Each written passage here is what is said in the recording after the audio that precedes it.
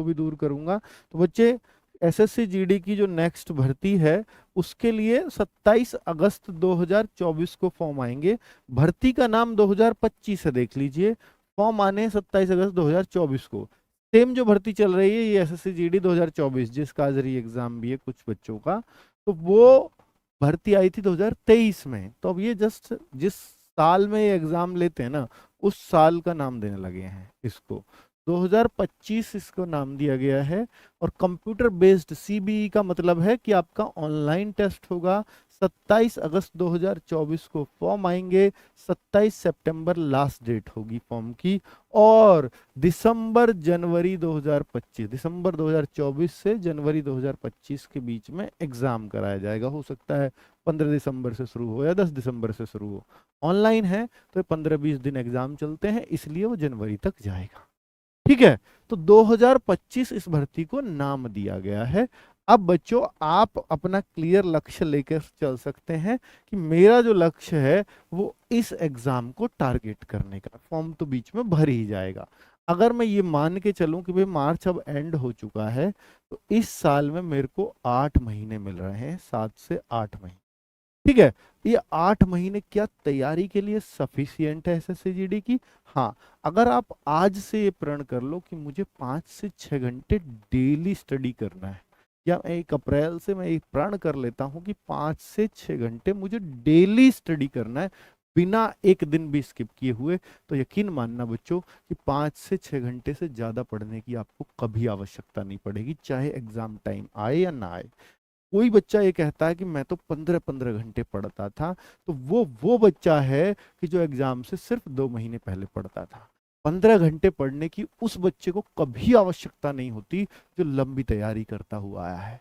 और भाई काम भी सिर्फ लंबी तैयारी आती है, वो तैयारी कभी काम नहीं आती जो आप एग्जाम के टाइम पे करते हो, क्योंकि उस टाइम सिर्फ आप गेन कर रहे हो, ले रहे हो, और रिवीजन उसका नहीं हो रहा, तो वो एग्जाम में काम नहीं आएगा। ठीक है, एग्जाम में टाइम वही आता है, काम वही आता है जिसका प्रॉपर रिवीजन हो गया हो। मैं एसएससी जीडी की वैकेंसीज की डिटेल बता देता हूं आपको।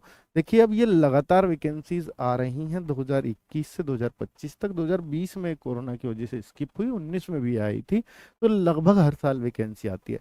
इससे कंसिस्टेंट वैकेंसी आपको अब नहीं मिल सकती। तो अब ये देखेंगे ना, तो 8 से 9 महीने के अंदर, जब से फॉर्म भरा है उससे 8 से 9 महीने के अंदर आपकी ज्वाइनिंग हो जाती है। आपके ऊपर जो बेरोजगारी का धब्बा लगा है ये 8-9 महीने के अंदर धुल जाता है। तो इससे बेहतरीन, इससे कंसिस्टेंट वाली नौकरी नहीं मिल सकती। उसका कारण है कि एक वर्दी, और दूसरा कंपटीशन इसमें कम क्यों है औरों के मुकाबले, वो थोड़ा सा बताऊंगा। और स्टेट पुलिस भी बहुत अच्छी नौकरी है, लेकिन क्या स्टेट पुलिस से ज्यादा प्रीफर इसको लोग क्यों कर रहे हैं, उसका कारण भी मैं बताऊंगा। तो ये आगे की बातें हैं। पहले आप जान लीजिए 2021 में ये भर्तियां आई थी, 25,271 पद आए थे। 2022 में ये भर्तियां आई थी 50,187। देखो कितनी कितनी वैकेंसीज आती हैं वो दिखा रहा हूं मैं आपको। 2023-24 में ये वैकेंसी आई थी 26,146, जिसको तो 23 में भर्ती आई, 24 इसका नाम दिया गया, जिसका कुछ बच्चों का री एग्जाम की वजह से आंसर की लेट हो रही है, जो आजकल में ही आने वाली है, जिसकी मैं अब शुरुआत में बात कर रहा था वीडियो में। अब मैं आज जो मेन बात करने आया हूँ वो इस भर्ती की बात करने आया हूँ, जिसकी वैकेंसीज किस दिन खुलेंगी? 27 अगस्त को वैकेंसी पता लगेंगी कितनी है। पर इस सब को अंदाजा लगाया जा सकता है इस सब को देखते हुए कि 25-26 से कम तो नहीं आएंगी। ठीक है, ये क्लियर है। अब ठीक है, अब मैं यहां पर हम अप्रैल में एक बैच लॉन्च करेंगे, जो अप्रैल में ही होगा, 10 अप्रैल के आसपास। ठीक है, उस 2025 को टारगेट करते हुए होगा। तो जो बच्चे नए हैं वो कुछ भी ना करें, पर इस बैच को शब्द से शब्द पढ़ लें, बिल्कुल जो टीचर करा रहा है। आपको भी मालूम है कि एसएससी जीडी में आरडब्ल्यू से बड़ा नाम हो ही नहीं सकता पूरे इंडिया में कोई, क्योंकि यहाँ रिजल्ट्स निकलते हैं, चाहे रैंक 1 हो, चाहे रैंक जो भी रही हो लास्ट तक, वो सब आपको आरडब्ल्यू का नाम लेते हुए मिल जाएंगे किसी भी स्टेट्स में। तो प्लीज इस चीज के लिए आप कुछ भी ना सुने, सिर्फ एक बात सुन लें कि अगर आपने आरडब्ल्यू का बैच पढ़ लिया तो भाई आपको शुरू से लेकर के आखिर तक फिर कुछ और सोचने की जरूरत नहीं पड़ेगी, मैं कहीं से कुछ और पढूं ना पढूं, क्या पढूं, कैसे पढूं, वो सारे जवाब आपको इस बैच के अंदर मिल जाते हैं। ठीक है, चलो अब क्या केवल ऑनलाइन क्लास से सिलेक्शन हो जाएगा? ये उन बच्चों का सवाल है, मैंने फिर भी बोला ये केवल उन बच्चों का सवाल है जो पहली बार कंपटीशन में आते हैं।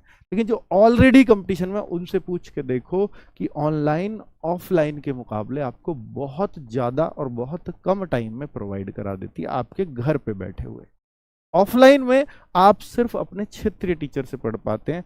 अब क्षेत्रीय हो सकता है वो बहुत अच्छा हो तो बहुत बढ़िया आपका करवा देगा, और हो सकता है वो बहुत अच्छा ना हो तो फिर आपकी मजबूरी बन जाएगी उनसे पढ़ना। यहाँ पे क्या है, ओपन प्लेटफॉर्म है और आपको ऑफलाइन वाली फीलिंग दे, ये मैं विश्वास दिलाता हूँ। ऐसी क्लासेस हम आपको देंगे और आपसे कही गई एक एक बात पूरी समय समय पर और सशब्द पूरी की जाएगी, ये मेरा वादा है। ठीक है, तो बच्चे आप उसकी चिंता ना करें कि आपको ऑफलाइन पढ़ना है ऑनलाइन। आप आरडब्ल्यूए से पढ़ रहे हैं तो आपको कुछ और सोचना ही नहीं है, क्योंकि ऐसे बहुत सारे एग्जाम्पल, मैं कहूँगा ऐसे अब ज़्यादातर एग्जाम्पल मिलते हैं कि जो ऑफलाइन से कहीं नहीं जुड़े हुए और पहली बार तैयारी की और सिलेक्शन ले गए। ठीक है, क्योंकि वगैरह बता देता हूं बच्चों, computer based exam, PET, PST और डीएमई, तो जैसे पहले एग्जाम होता है, फिर आपका फिजिकल एंड्योरेंस टेस्ट होता है जिसमें आपकी सिर्फ रनिंग होती है। लड़कों के लिए 24 मिनट में 5 किलोमीटर, लड़कियों के लिए 8.5 मिनट में 1600 मीटर, और लद्दाख वालों के लिए भी 6 मिनट में 1600 मीटर रहता है, शायद 6 या 6.5, मैं अभी श्योर नहीं हूं उसमें। लड़कों सिर्फ लद्दाख के लिए वहां 5 किलोमीटर का नहीं है।